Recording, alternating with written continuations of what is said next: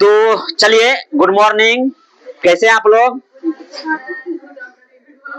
चलिए, आज की इस क्लास में हम लोग प्रमेय देख रहे हैं। बोर्ड पे कुछ दिख रहा होगा, बोर्ड पे दिख रहा है प्रमेय 10.1 और ये ब्रीथ का क्लास 10 का प्रमेय है। ब्रीथ से संबंधित चैप्टर है और अध्याय 10 में है। और इससे एक कभी कभार हर हमेशा नहीं, कभी कभार ये 5 नंबर पूछ देता है थ्योरम, और वो ऑब्जेक्टिव में और 2 नंबर जरूर रहेगा। क्वेश्चन इस चैप्टर से 1 नंबर और 2 नंबर जरूर आएगा।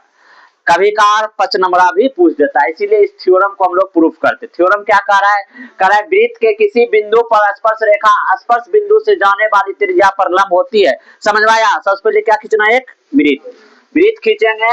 वृत्त में देखो क्या कह रहा है करने के लिए। ये वृत्त हो गया, क्या हो गया? वृत्त हो गया। वृत्त का ये क्या कहलाता है? केंद्र कहलाता है। क्या कहलाता है? केंद्र कहलाता है। और गोल का क्या कहलाता है? बाउंड्री जैसा दिखता है, परिधि कहलाता है। और स्पर्श, इस पे बताओ, वृत्त कितने बिंदुओं से मिलकर बना हुआ है? अनंत बिंदुओं से। वृत्त पर अनंत बिंदुओं, इस पर असंख्य बिंदु है, बहुत सारा, अरबों करोड़ों लाखों बिंदु होगा। समझ रहे हैं ना? तो आप बताओ, स्पर्श रेखा जो होता है किसी एक बिंदु को स्पर्श करती है। वृत्त पर जो बहुत सारा बिंदु होता है ना, किसी एक बिंदु को स्पर्श करके छू कर निकल जाता है, उसी क्या कहते हैं? स्पर्श रेखा कहते हैं। स्पर्श बिंदु समझते हो ना? ये क्या कहलाएगा? ये बताओ, ये क्या कहलाएगा? ये बिंदु स्पर्श बिंदु। ये बिंदु क्या कहलाता है? स्पर्श बिंदु कहलाएगा। और ये क्या कहलाता है? स्पर्श रेखा कहलाता है। इसी को स्पर्श रेखा कहते हैं। इसका नाम रख देते हैं ए बी। ए बी क्या है?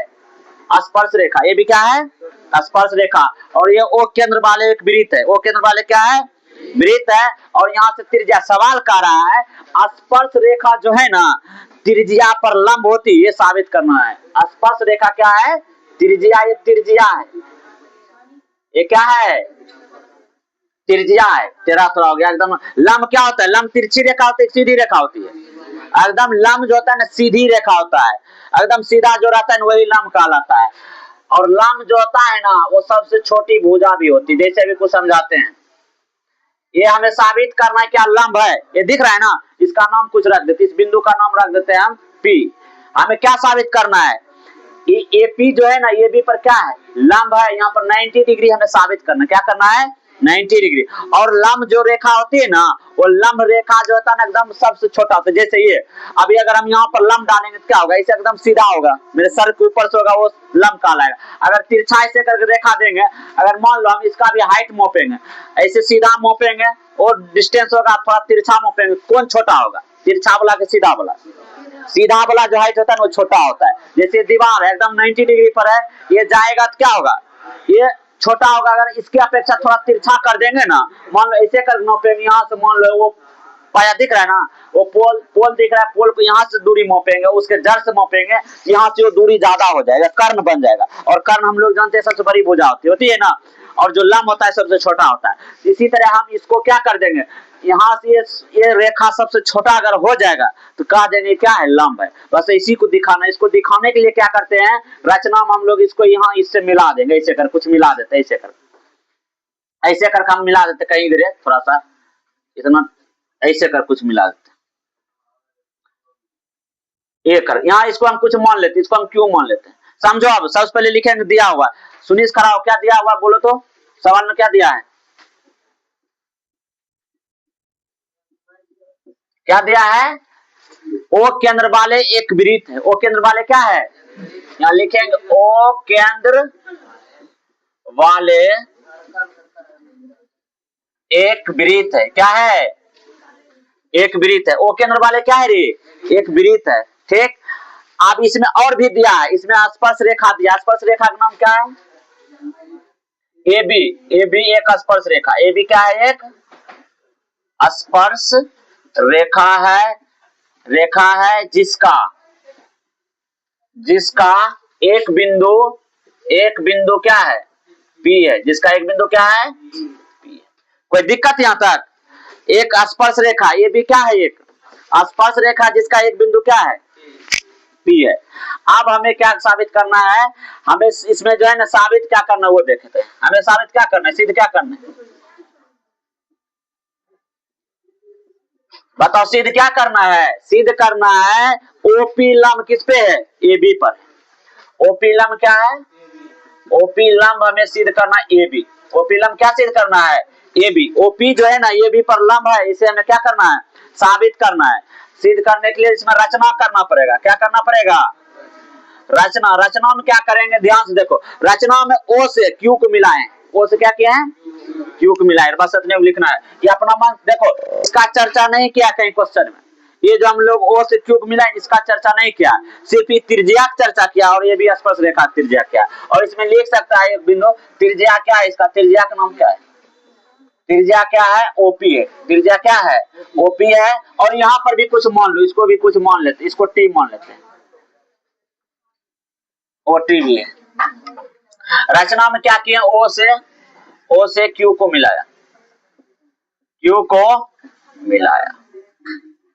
ओ से किसको मिलाया, क्यू से। अब देखो इसको परमाणु सिद्ध करने के लिए किससे चलते हैं, परमाणु से चलते हैं। अब बताओ एक वृत्त में जितना भी त्रिज्या होता है सब आपस में बराबर होता है कि अलग अलग होता है, ये बताओ। ये वृत्त का क्या है, ओपी रेखा जो वृत्त का क्या है, ओटी रेखा ये वृत्त का क्या है, ये भी त्रिज्या है। ए कोमल कुमार, ए लड़की खड़े हो पहले, बताओ ओटी क्या है, वृत्त का त्रिज्या है। ये भी क्या है, त्रिज्या। और ये भी क्या है, एक वृत्त में अगर जितनी भी त्रिज्या रहेगा सब आपस में अलग अलग होगा, बराबर होगा, बराबर होगा। बट यहाँ लिखेंगे ओपी बराबर लिख देते, ओपी बराबर क्या हो जाएगा, ओपी बराबर किसके बराबर, ओटी। ओपी किसके बराबर होगा, ओटी के बराबर। इसको लिख देना ब्रैकेट में, क्या है ये, त्रिज्या है। क्या है, त्रिज्या। इसको समीकरण फर्स्ट मान लेना, ठीक है ना। अब देखो हम क्या कर रहे हैं इसको, अब देखो ध्यान से। अच्छा बताओ, एक रेखा यहाँ पर, इसका नाम क्या है, ओटी। क्या नाम है, और इसका नाम क्या है, ओ क्यू। कौन बड़ा होगा, कौन बड़ा होगा, ओ क्यू बड़ा होगा। क्या बोल रहा है, अरे ये रेखा, ये रेखा दोनों में कौन बड़ा दिख रहा है, देख रहे हैं से, ओ क्यू नहीं दिख रहा है, बड़ा है। ओ क्यू यहाँ तक है, ओ टी इतने तो बड़ा ज्यादा कौन है, ओ क्यू बड़ा है। यहाँ लिखेंगे हम ओ क्यू लेस देन, इसको इसका चिन्ह किसका चिन्ह है रे, less than. O Q less than क्या लिखेंगे, and O Q greater than होगा ना, बड़ा है ना, ओ क्यू बड़ा है तो ओ क्यू ग्रेटर देन क्या लिखेंगे, ओ टी। ये समझ में आया, इस समझ में आया हम क्या लिखे हैं, देख कर हम यहां से लिखे। बताओ ये रेखा जो है ओ क्यू ये है, ये बड़ा होगा कि ये बड़ा होगा, बाहर वाला ये बड़ा होगा ओ क्यू, इसीलिए हम दिखा दिए ओ क्यू बड़ा है किससे, ओ टी से। ओ क्यू किससे बड़ा है, ओ टी से। अब देखो हम यहाँ पर ओ क्यू को ओ क्यू लिख दिए। अब बताओ ओ टी किसके बराबर, यहाँ देखो ओ टी के बदला समीकरण फर्स्ट में देखो कुछ लिखा हुआ, ओ टी के बदला क्या लिख सकते हैं, ओपी। यहाँ लिख देंगे, यहाँ ब्रैकेट में लिख देना, कहां से आया, समीकरण फर्स्ट से। आप बताओ यहाँ क्या साबित हो गया, कौन रेखा बड़ा है, ये तीन गो रेखा है। बताओ इस दोनों में ई रेखा और ई रेखा में कौन बड़ा है, ई बड़ा है कि ई बड़ा है, ओ क्यू बड़ा। छोटा कौन है, यहाँ देखने से कौन छोटा लग रहा है, बताओ छोटा है, ये दोनों में बताओ तुलना करके, ये दोनों में ओ क्यू और ओ पी में कौन बड़ा है, ओ पी बड़ा है और ओ क्यू क्या है, छोटा। अब बताओ कौन लंब होगा, अब बताओ लंब छोटी रेखा होता है, जो लंब होता है वो छोटा होता है बड़ा होता है, छोटा होता है। अभी जस्ट बताए थे ये लंब होगा तो लंब क्या होगा, वो छोटा होगा। तो यहाँ हम लोग साबित कर दिए क्या है, छोटा है और ये बड़ा है। अब बताओ ये रेखा छोटा है ना, और ये रेखा क्या है, बड़ा है।